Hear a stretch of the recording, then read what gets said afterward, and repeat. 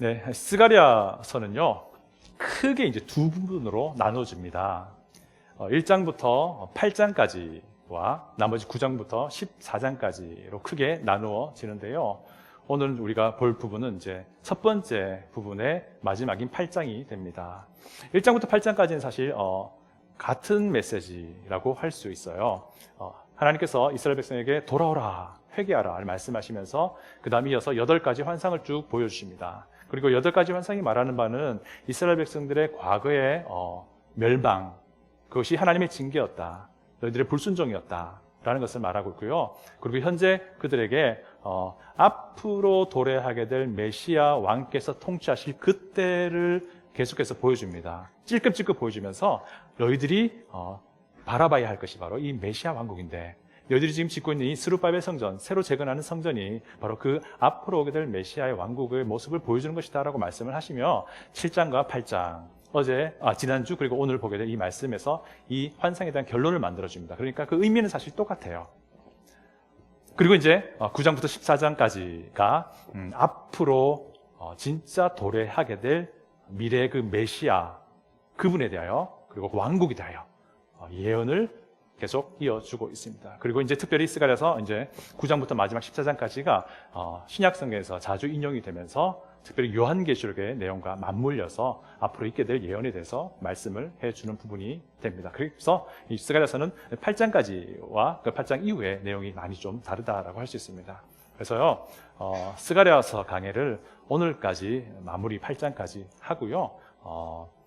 다음 9장부터 14장은 앞으로 요한계시록과 관련된 부분들이 많기 때문에 그때 우리가 다룰 수 있지 않을까 생각을 하고요. 다음 주부터는 다시 요한복음 시즌2로 들어가도록 하겠습니다. 네.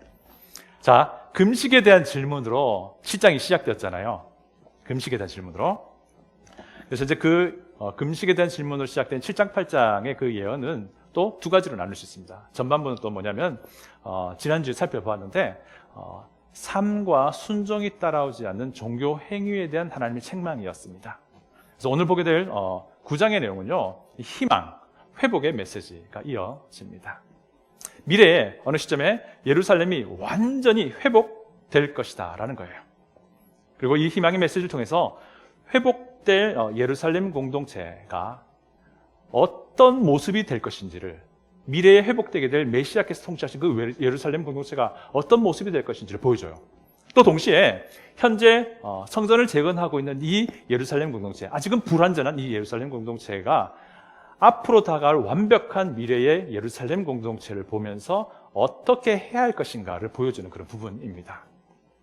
여러분, 회복될 예루살렘은요, 궁극적으로는 우리 예수님이 재림한 그때에 직접 통치하시길, 바로 그때를 말하는데, 그때에 예수님이 통치하실 그 왕국과 또 그 뒤에 이어져 우리가 잘 아는 새하늘과 새 땅, 그리고 새 예루살렘, 이 모든 것을 포괄하는 것입니다. 우리가 잘 알고 있는 종말 때 일어날 일들, 이 부분들 다 포함하는 때입니다.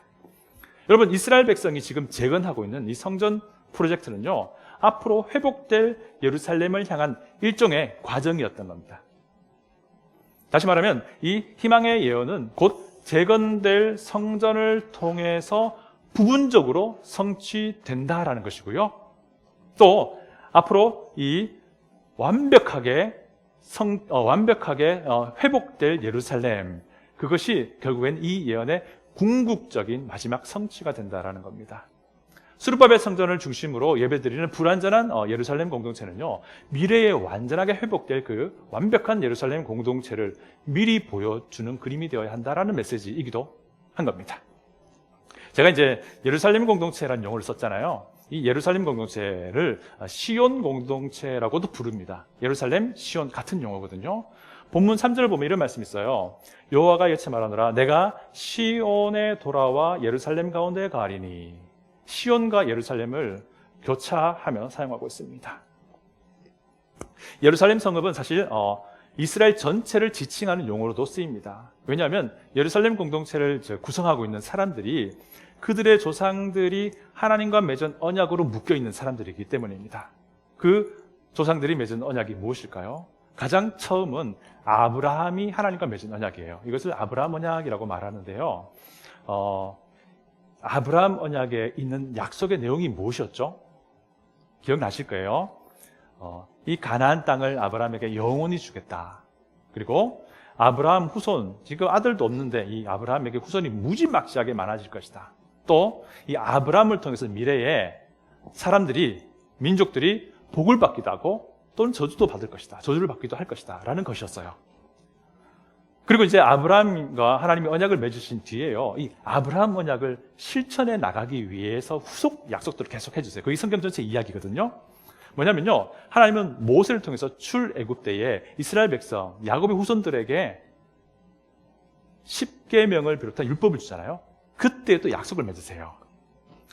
그리고 이제 이스라엘 백성들, 가나안 땅에 들어가기 전에 이스라엘 백성들과 두 번에 이렇게 약속을 맺는데요. 첫 번째는 출애굽 직후 시내산에서 율법을 주실 때, 그때 약속을 맺어요. 그리고 또 다른 하나는 이스라엘 백성들이 가나안 땅에 입성하기 직전에 또 하나님이 그들과 약속을 맺으시는데 그 내용은 대동소이합니다. 자, 이들은 야곱의 후손들로 이루어진 이스라엘 백성이죠. 하나님은요, 이스라엘 백성이 하나님 말씀에 순종하면 그들이 하나님이 될 것이다. 그들이 내 백성 될 것이다. 라는 약속을 해주신 거예요.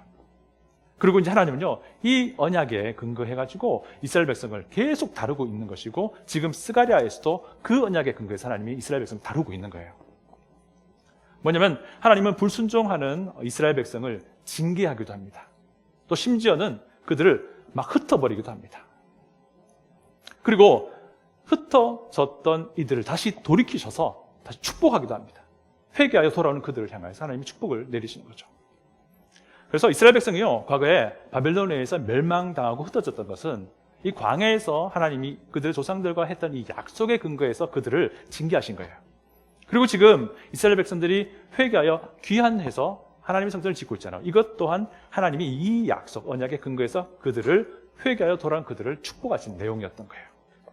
자, 시간이 흘러서 이제 왕정 시대가 됩니다. 하나님은 또 다윗 왕과 약속을 맺으세요. 언약을 맺습니다. 그것을 다윗 언약이라고 부르는데요. 이 다윗 언약은요, 무슨 내용입니까? 메시아께서 다윗의 후손으로 오실 것이다 라고 하는 겁니다. 그리고 그 메시아가 영원한 왕으로서 이 모든 우주 만물을 통치할 것이다 라는 것이었어요. 그래서요, 마태복음 처음 시작이 어떻게 되는지 기억나시죠? 아브라함과 다윗의 자손 예수 그리스도의 계보, 이렇게 시작합니다. 이게 무슨 말이냐면요, 예수님이 이 땅에 태어나신 것은요, 아브라함과 하나님 맺으신 그 언약을 이루신 것이며, 또 동시에 하나님이 다윗과 맺으신 그 언약을 이루시는 것이다 라는 표현인 거예요. 또 다윗 왕 이후에 시간이 많이 흐릅니다. 예레미야 선지자 때에 하나님이 예레미야에게 또 약속을 앞으로 하나 맺을 것이다 라고 예언해 주십니다. 그리고 앞으로 맺게 될 약속이 새 언약이다라고 불러주세요. 근데 이게 무슨 말이냐면요, 내용이 뭐냐면 하나님이 사람의 마음에다가 하나님 자신의 그 율법과 법을, 말씀을 아예 새겨버리겠다 말씀하시는 거예요. 하나님 너무 답답하신 거예요. 이스라엘 백성들이 계속 불순종하니까 이제는 앞으로 너희들 마음에 내 말을 아예 새겨버리겠다. 이 말이 무슨 말이냐면요, 결국 하나님의 영께서, 성령께서 이제 사람의 안에 영원토록 영구히 거하겠다라는 그런 약속인 거예요. 자, 그리고 시간이 흘러서 다윗의 후손으로 오신 예수님이 이 새 언약을 시작시킵니다. 마지막 만찬 때 예수님이 뭐라고 말씀하시죠? 자신의 흘리게 될 그 피를 근거로 해서 새 언약을 시작시킨다 말씀하세요. 자신의 피를 상징하는 그 잔을 들고 이것은 새 언약의 잔이다, 이렇게 말씀을 하십니다. 그래서 누구든지 이제는 예수 그리스도를 믿는 믿음 가진 자들을 하나님이 구원하시고 그들 안에 성령 하나님이 영구히 거하게 됩니다. 성령님이 그들 안에 거하는 사람들은 결국 새 언약 안에 있는 사람, 새 언약으로 하나님과 서로 묶여있는 사람이 된다라는 거예요. 여러분, 그래서 새 언약 안에서 예수님을 구주로 믿는 믿음을 가지고 예수님의 제자로 살아가는 자들이 함께 모인 공동체를 우리가 무엇이라고 부르죠? 교회, 맞습니다. 교회 공동체라고 우리가 부르죠. 그래서 우리도 생수교회라는 예수님의 몸 안에서 하나로 묶여있는 겁니다. 이것이 교회입니다. 교회 공동체. 교회는요, 그들의 구주이신 예수님의 재림을 기다려요.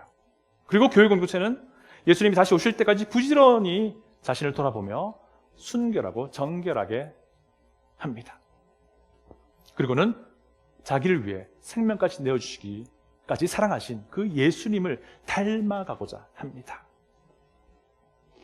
이런 교회 공동체의 거룩을 향한 이 열정은 결국 무엇을 보여주냐 하면요, 앞으로 오실 예수님이 완벽한 공의, 완벽한 평화로 세상을 다스릴 그 모습을 교회가 지금 불완전하긴 하지만 계속 보여주는 그런 과정이라는 거예요.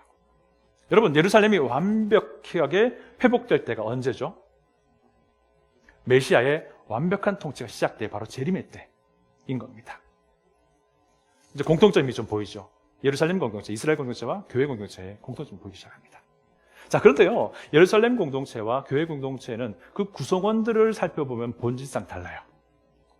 예루살렘 공동체는요, 야곱의 후손들로 구성된 닫힌 공동체입니다. 비록 그들에게, 이방인들에게도 예루살렘 공동체에 들어갈 수 있는 기회가 주어지긴 했었습니다만 굉장히 폐쇄적인 공동체였습니다. 반면에 교회 공동체는 이방인들에게도 이제 모든 문이 열린 공동체입니다. 그런데 하지만 이들은 너무나도 많이 닮았습니다. 둘 다 하나님과 맺은 언약으로 시작이 됩니다. 예루살렘 공동체는요, 광야에서 맺은 언약을 근거로 시작되었습니다. 교회 공동체는 새 언약을 근거로 시작이 됩니다. 그런데 이 두 언약은 바로 아브라함과 맺은 그 언약에서부터 시작된 그런 언약이었다라는 것을 보았습니다.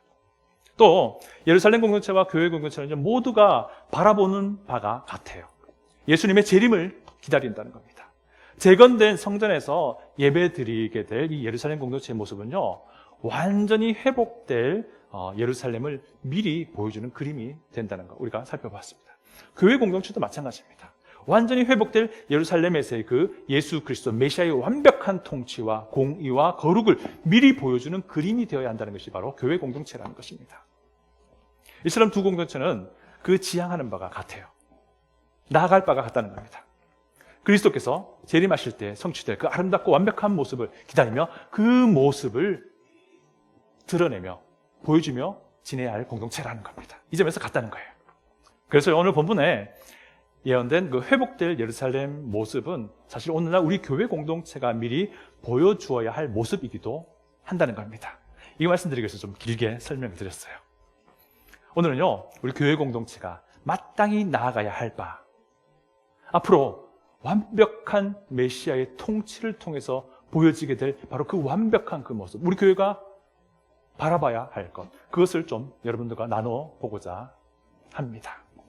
첫 번째는요, 교회 공동체는 신실해야 한다는 겁니다. 다 같이 우리 2절을 읽어보겠습니다. 8장 2절입니다. 만군의 여호와가 이같이 말하노라. 내가 시온을 위하여 크게 질투하며 그를 위하여 크게 분노함으로 질투하노라. 여러분, 교회 공동체는 항상 변함없이 늘 한결같아야 하는데 여기 보니까 2절에 보니까 하나님이 어떤 분을 묘사되죠? 질투하시는 하나님이라고 묘사됩니다. 여러분, 사실 질투라는 감정은요, 이 사랑의 근거예요. 우리가 나와 무관한 사람들에게 질투를 잘 안 느끼죠. 그렇죠? 그렇지만 내가 정말 사랑하는 사람에게서는 우리가 무한하게 질투를 느껴요. 자주.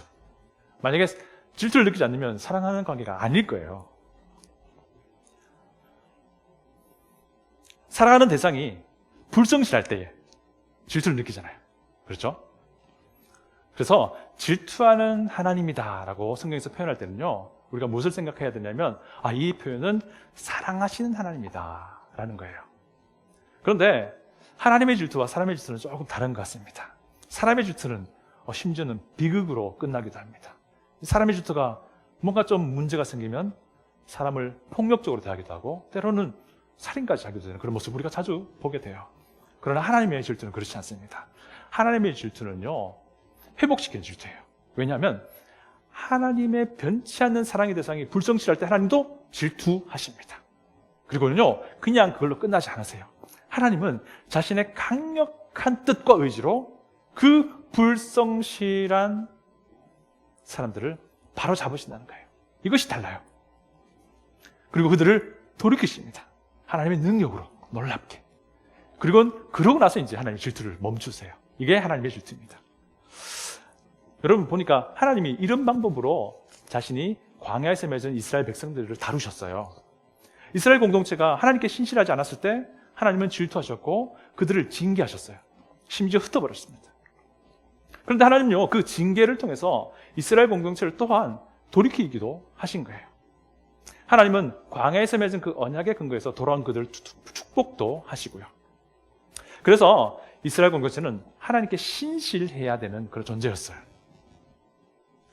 언약 백성으로서의 그 임무에도 신실해야 했다는 거예요. 이것이 하나님의 질투입니다. 언제 하나님이 질투하시죠? 불성실할 때, 신실하지 않을 때. 우리가 하나님께 신실하지 않을 때 하나님은 질투하세요. 그러나 하나님은 그 질투를 통해서 우리를 다시 바로잡아 주신다는 겁니다.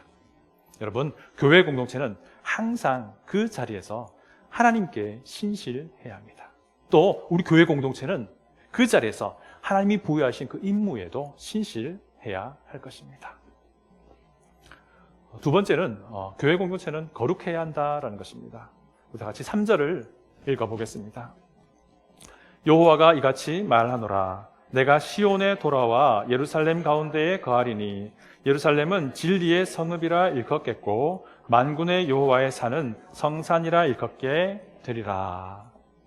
여러분, 여기 보니까 진리의 성읍, 예루살렘이 진리의 성읍이 될 것이다. 그리고 여호와의 산은 예루살렘이 있는 곳이에요.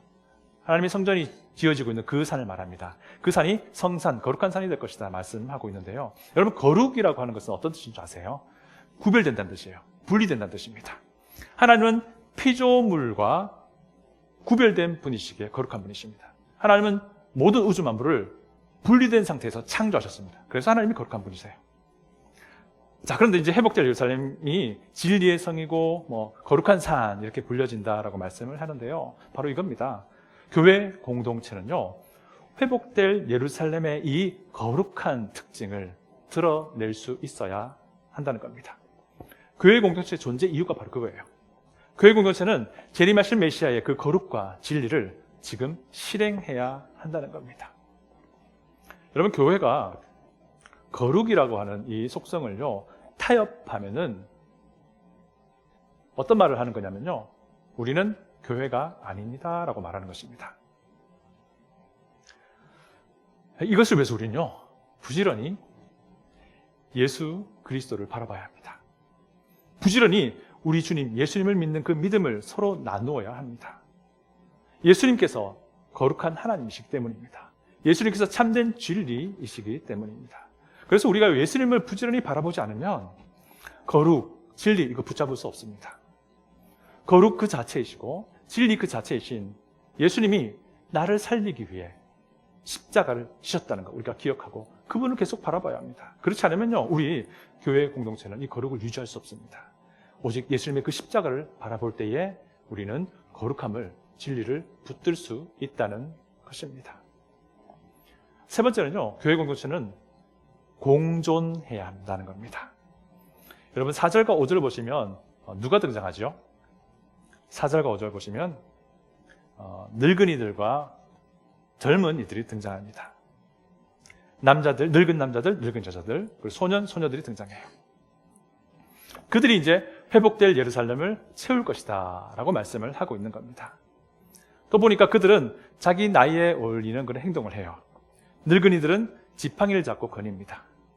젊은이들은 열심히 뛰어논다라고 표현이 되고 있습니다. 그럼에도 불구하고요, 그들 사이에 충돌은 없습니다. 아주 평화로운 모습을 묘사하고 있습니다. 물론 다툼과 전쟁이 사라진 상태이기 때문입니다. 여러분, 제가 이것을 보면서 이런 생각을 하게 됩니다. 교회 공동체의 예배에서도 우리가 서로 공존하면 좋겠다라는 생각을 하게 됩니다. 무엇이냐면요, 저는 우리 교회가 온 세대가 다 같이 한 마음으로 예배드리는 그 모습을 자주 상상을 합니다. 제 상상이 어떤 건지 한번 소개해 드려 볼게요. 어린이들이요, 예배 시간에 정한 시간 되면 어른들 앞에서 그들이 한 주간에 암송했던 그 성경 말씀을 암송해요. 그리고 어린이들은 이 설교의 내용을 쉽게 이해하기 힘드니까 그 설교 본문의 그 내용을 읽고 부모님들이 설교를 들을 때에 옆에서 그림을 그리는 거예요. 상상하면서 이 성경 본문이 무엇인지 상상하면서 그림을 그립니다. 그리고 그 다음 주가 되면요, 우리 아이들이 그린 그림을 여러분들에게 소개해 드립니다. 어떤 아이는요, 지루함을 참지 못해서 막 떼를 쓰기도 할 거예요. 또 어떤 젖먹이들은요, 배고파서 막 울기도 할 겁니다. 그래도 뒤를 돌아보지 않습니다. 혹이나 깜짝 놀라서 뒤를 돌아봤다 할지라도요, 한번 살짝 웃어줍니다. 그 아이가, 그리고 부모가 무한하지 않게. 청소년들과 청년들도 함께 예배를 드려요. 청년들이 자주 부르는, 청소년들이 자주 즐겨 부르는 찬양곡도 같이 불러봐요. 비록 최신곡이 너무 어렵고 힘들고 따라가기 힘들다 하더라도 그것이 문제가 되지 않는 예배, 우리의 자녀 세대들과 함께 하나님을 찬양한다는 것, 그것만으로도 너무나도 마음이 감격이 되는 그런 예배. 한 번쯤은 이 담임 목사의 지루한 설교를 한번 쉽니다. 대신에 청소년 혹은 청년 형제 중 하나가 정말 기도하며 준비한 하나님의 말씀을 우리가 들어봅니다. 그런데 모두가 다 아멘 하며 화답합니다. 왜냐하면 그 형제가 주중에 정말 성령님의 도우심을 구하여 기도하며 준비한 말씀임을 알기 때문에.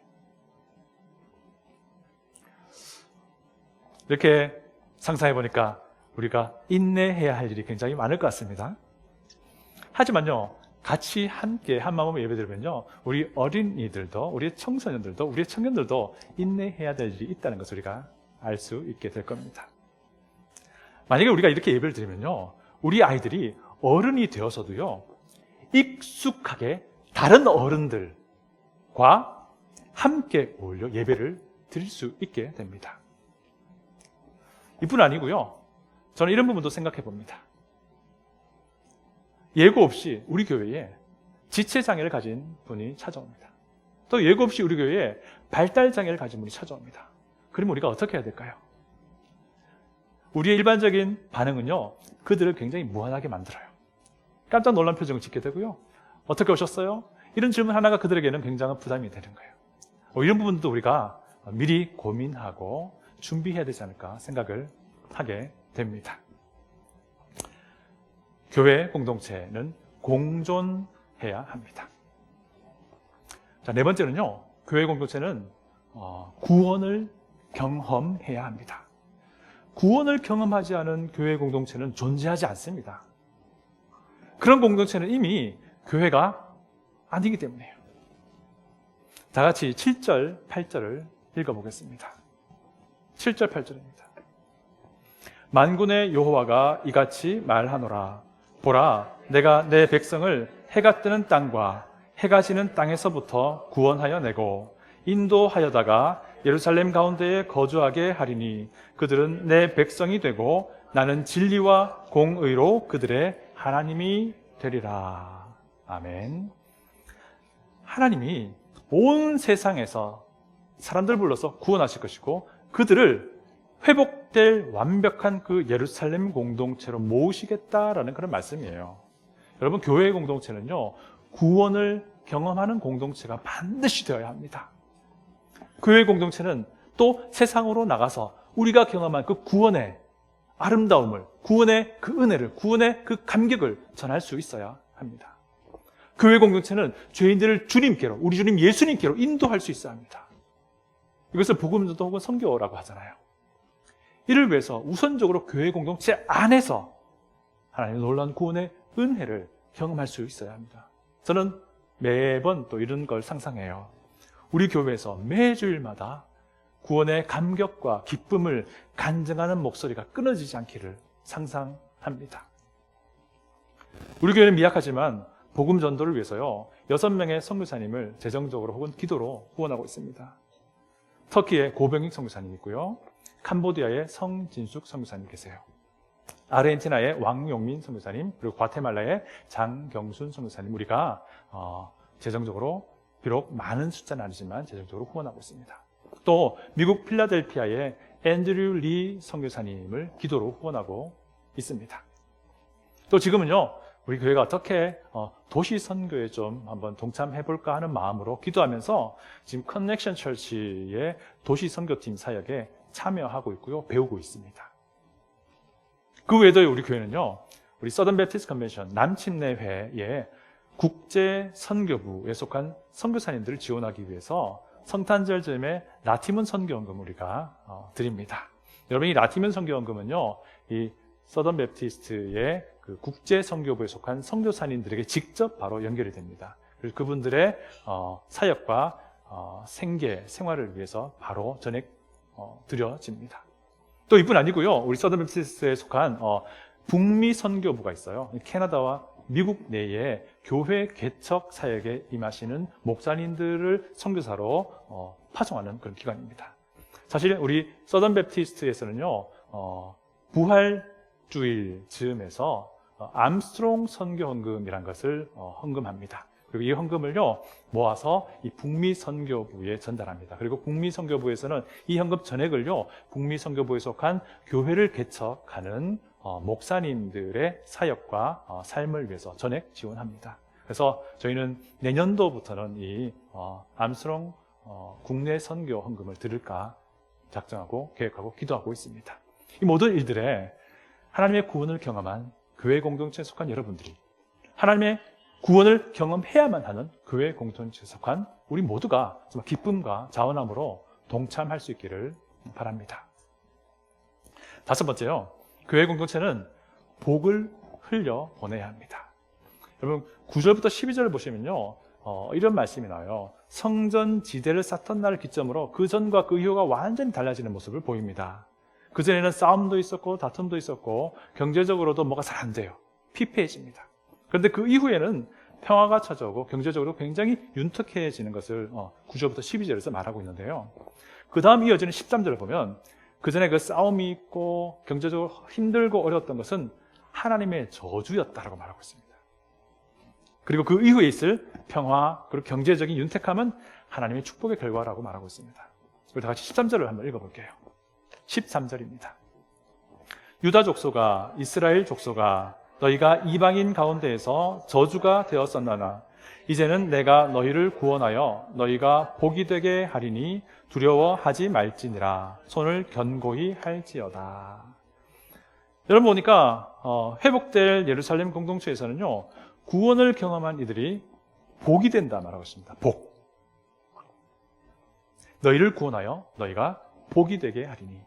너희에게 복을 주겠다라는 표현이 아니고요, 복이 되겠다, 복이 될 것이다 말하고 있습니다. 이 말이 무슨 말이냐면요, 구원을 경험한 이들이 걸어다니는 복이 되어야 한다는 거예요. 이게 무슨 말입니까? 복을 붙잡고 있을 것이 아니라 흘려보낼 수 있어야 된다는 말입니다. 여러분, 복이 과연 무엇입니까? 우리 그리스도인은요, 이 복에 대한 개념을 반드시 잘 갖고 있어야 됩니다. 여러분, 이 본문에서도 보면 경제적인 윤택함이 먼저였습니까? 아니면 하나님의 구원이 먼저였습니까? 하나님이 그들을 구원하여 내서 예루살렘 새롭게 회복될 공동체에다가 불러 모으시고 그들을 윤택하게 하신다는 뜻이에요. 복에 대한 개념이 무엇입니까? 일단 하나님의 복은요, 하나님의 구원으로부터 시작합니다. 하나님의 구원이 가장 큰 복이란 것이죠. 그리고 그 뒤에 따라오는 것들은 부차적인 복이다라고 하는 것을 우리가 반드시 기억할 수 있어야 합니다. 여러분, 교회 공동체는요, 구원의 복이 무엇인지 보여줄 수 있어야 합니다. 교회 공동체는 하나님의 구원의 복을 다른 사람에게 전해줄 수 있어야 합니다. 우리 주변을 돌아보면요, 정말 구원의 복이 필요한 분들이 굉장히 많이 있어요. 이뿐 아닙니다. 우리가 가진 것들, 우리가 누리고 있는 것들, 이 모든 것들도요, 움켜쥐고만 있을 것이 아니라 필요가 있는 이들에게 나누어 줄 수 있어야 한다는 겁니다.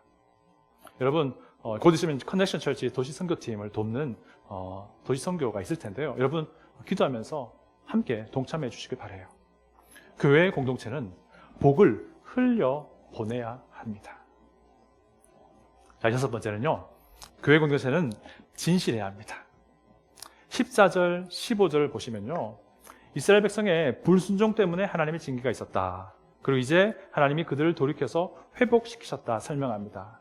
이건요, 하나님이 광야에서 맺은 언약에 따라서 이스라엘 백성을 다루는 그 모습을 또 다시 한번 반복해 주는 거예요.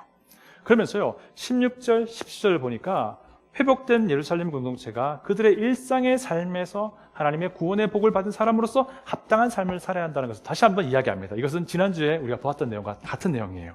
다 같이 16절, 17절을 읽어보겠습니다. 16절, 17절입니다. 너희가 행할 일은 이러하니라. 너희는 이웃과 더불어 진리를 말하며 너희 성문에서 진실하고 화평한 재판을 베풀고 마음에 서로 해하기를 도모하지 말며 거짓 맹세를 좋아하지 말라. 이 모든 일은 내가 미워하는 것이니라. 여호와의 말이니라. 여러분, 우리가 진리를 말해야 되는데요, 진리를 혼자서 말하는 거 아닙니다. 우리의 삶 가운데서 부닥치는 우리 이웃들과 사이에서 우리를 진리를 말하는 거예요. 또 여기 보니까 성문에서 진실하고 화평한 재판을 이야기합니다. 여러분, 힘이나 돈으로 이 재판을 불공정하게 만들지 말아야 한다는 것인데요, 여러분, 그 당시 성문은요 어떤 장소인지 아세요?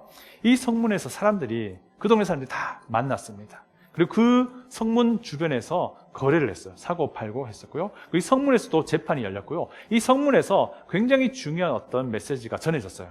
안내할 것들을 안내하고 그랬었습니다. 그래서 성문 그러면요, 이 사람들의 삶의 터전을 얘기해요. 이 사람들의 삶의 생활이 이루어지는 그 장소를 말하는 거예요. 우리 또 다른 사람들에게 거짓 맹세하지 말아야 하고요, 악한 마음으로 다른 사람을 대하지 말아야 합니다. 이 모든 것들이 사실 우리의 삶의 현장에서 벌어지는 관계에서 일어난 일들이죠. 교회 공동체는요, 교회당에서든지 집에서든지, 교회당에서든지 직장에서든지 어디에서든지 한결 같아야 합니다. 우리가 교회에서 예배 드릴 때 그 거룩한 모습이 우리의 삶에서도 이어져야 한다는 거예요. 우리의 삶의 모습이 우리가 예배 드리는 그 거룩함을 반영하지 못할 때에 교회 공동체로서의 힘, 간증은 다 사라지는 겁니다. 우리의 삶의 모습이 우리가 예배 드리는 그 거룩함을 반영해야 한다는 겁니다. 여러분, 교회 공동체는 진실해야 합니다. 그런데 이거 얼마나 어려워 보입니까? 그렇죠? 저도 굉장히 어려워 보여요. 저 역시 마찬가지입니다. 하나님의 그 자녀가 되어서 하나님께 신실하고 싶은데 그게 잘 안 될 때가 굉장히 많아요. 또 목회자로서 하나님이 제게 맡기신 이 목회사에게 신실하게 서 있기가 이렇게 힘들구나를 알게 됩니다. 거룩한 삶을 살기 위해서 나름대로 부단히 애쓰는데 자주 실패해요. 저도요. 모든 사람과 함께 공존해야 하는데 그거 정말 어렵더라고요. 저도요, 저를 좋아해주는 사람을 좋아해요. 목회자로서 이 교회를 바라보면서 이 구원의 복음을 전하고자 하는데 잘 안 돼요, 뜻대로. 안타까운 마음에서 울면서 기도합니다. 그렇지만 아직 예수님을 만나지 못한 그들의 마음이 여전히 닫혀 있는 것을 보게 돼요. 물론 믿습니다. 사람의 마음을 바꾸시는 분이 우리 하나님이시오. 그분의 주권 하에서 그 사람의 인생을 구원하신다는 거 믿습니다. 어쨌든 그래서 안타까움으로 울면서 기도하고 복음을 다시 이야기하지만 여전히 닫혀 있는 마음에 그들을 볼 때마다 저도 낙심이 되는 게 사실이에요. 복을 흘려주어야 되는데 그러지 못할 때가 있는 것을 제가 보게 됩니다. 그리고 참 혼자 괴로워합니다. 집에서요, 저도요, 때로는 아이들에게 화를 바라기도 합니다. 때로는요, 훈육한다는 명목으로 아이들에게 막 화를 내기도 해요. 그리고는요, 곧 돌아서 후회합니다, 혼자서. 그런데 더 안타까운 사실을 발견하는 것은요, 제가 그렇게 해놓고서 아들에게 미안하다 말하기를 어려워하고 있다는 거예요. 자, 어쨌든 우리가 보기에는 정말 이런 우리가 교회 공동체가 나아가야 할 바, 그대로 나아가는 것이 어쩌면 기적일 거예요. 그런데요, 우리 하나님에게는 이 기적이, 우리에겐 기적이 일상이라는 겁니다. 다 같이 6절을 읽어보겠습니다. 만군의 여호와가 이같이 말하노라. 이 일이 그날에 남은 백성의 눈에는 기이하려니와 내 눈에야 어찌 기이하겠느냐. 만군의 여호와의 말이니라. 내 눈에야 어찌 기이하겠느냐. 하나님의 눈에는 이것들이 실현 불가능한 것이 아니라는 말이겠죠. 하나님 보시기엔 이것은 일상적으로 일어날 수 있는 일이신 거예요.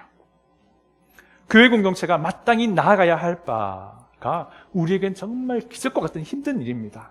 하지만 하나님에게는 일상이라는 거예요. 여기에 우리에게 위로가 있고 우리에게 소망이 있고 우리에게 힘이 있는 것입니다. 우리의 능력으로는 되지 않지만 하나님께서 하시면 이 모든 기적이 일상이 된다는 겁니다. 우리가 하나님의 도우심을 구하며 교회 공동체로서 나아가야 할 바를 향해 진실하게 신실하게 나아가고자 한다면요, 그 교회 공동체에게는 진짜 참된 기쁨이 주어질 겁니다. 여러분 19절 보시면요, 불순종하던 이스라엘 백성이 경험했던 멸망의 슬픔, 바로 그 슬픔이 이제는 회복된 예루살렘 공동체에서는 기쁨이 될 것이다, 이렇게 말씀합니다. 여러분, 선조들의 그 멸망을 애통해하면서 베델 사람들이 매년 4번의 금식을 했었잖아요. 그런데 그들이 했던 그 이제 애통함이 이제 완벽하게 회복될 예루살렘 공동체에서는 오히려 즐거움과 기쁨이 될 것이다, 이렇게 말씀하고 있는 거예요. 여러분, 우리가 하나님의 도우심을 구하면서 교회 공동체로서 마땅히 나아가야 할 바를 향해 신실하게 나아간다면, 신실하게 나아가고자 한다면 그 교회 공동체로 사람들이 몰려올 것입니다. 여러분 21절과 22절 보면요, 굉장히 소망이 되는 표현들이 나옵니다.